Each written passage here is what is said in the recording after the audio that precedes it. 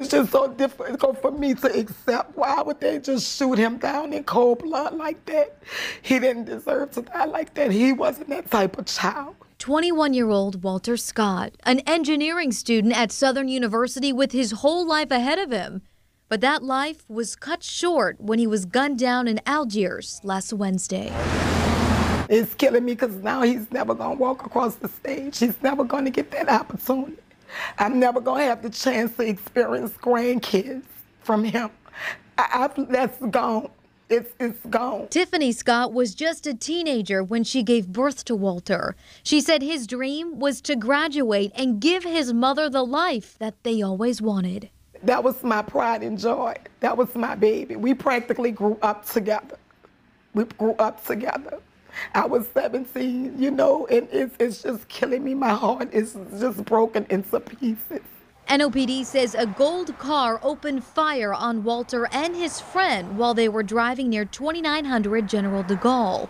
Walter died at the hospital. He didn't live that type of life to be gunned and shot down like a dog, like he had no family, like he had no loved ones, people that loved him.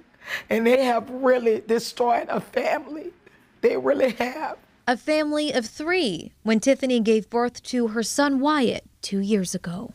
Now I have to sit down and show my baby pictures every day so he don't forget his brother. A memory that will never be forgotten, as she says her fight for justice will never stop. Well, this will not go unsolved. This case will not be swept under the rug. I will do everything in my power to find out who did this to my child. The person that Walter was driving home that night survived, but NOPD has not been able to confirm if he is cooperating with their investigation, and they have no details on any suspects at this time. If you have any information, you can call NOPD or call Crime Stoppers anonymously. That number 504-822-1111. Live in Algiers tonight, Juliana Mazza, WDSU News. Juliana, thank you. All eyes on Atlanta tonight as we wait for a big announcement tomorrow. That's when we will know if New Orleans will host its 11th Super Bowl. Saints owner Gail Benson will make a pitch to the NFL owners on the Crescent City hosting Super Bowl 58. WDSU anchor Sean Kreisman joins us now from Atlanta, where that decision-making will happen.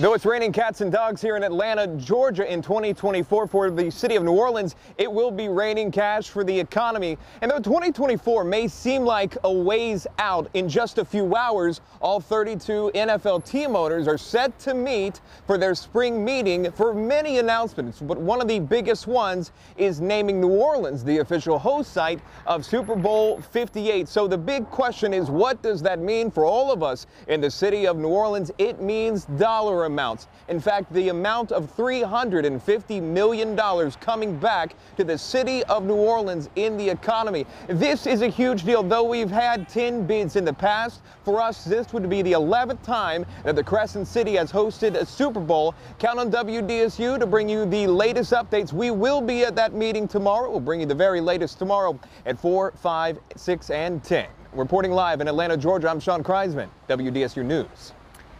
New tonight, a man injured in a shooting in Gentilly. It happened on Franklin Avenue near Vienna Street. Police say the man who was shot in the back. Call Crime Stoppers at 822-1111 if you have any information that can help police. Meanwhile, the 4 people involved in the beatings of 2 tourists have pleaded guilty. It happened last June in the French Quarter. They were caught on video beating and robbing Boston tourists, leaving one of the victims in critical condition.